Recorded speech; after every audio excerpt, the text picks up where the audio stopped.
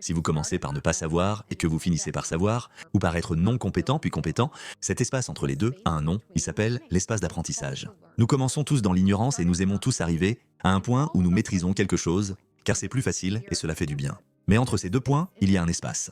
Nous avons tous cette impulsion naturelle, mais malheureusement, il y a beaucoup de croyances qui nous font penser que l'espace entre le fait de ne pas être bon dans quelque chose et celui de l'être ne devrait pas exister. C'est pourquoi on entend souvent des enfants dire « je n'y arrive pas »,« je ne suis pas doué pour ça ».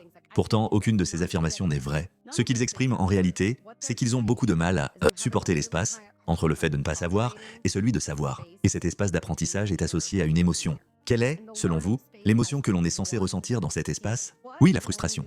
Beaucoup d'entre nous ont appris dès l'enfance, et à travers différentes expériences, que l'objectif est d'éviter la frustration. Or, le problème, c'est que lorsqu'on ressent de la frustration, on quitte l'espace d'apprentissage. On se dit « je n'y arriverai jamais ». Quand je pense à mes enfants et à l'apprentissage, je veux qu'ils apprennent non pas à échouer, mais à persévérer dans l'effort. Je veux qu'ils deviennent experts, non pas en sachant tout, mais en restant dans l'espace d'apprentissage. Mon objectif pour eux, c'est qu'ils deviennent à l'aise dans cet espace, car la connaissance et la réussite arrivent quand elles doivent arriver. Mais elles arrivent plus souvent et plus rapidement, pour ceux qui sont capables de rester dans la frustration et de la traverser.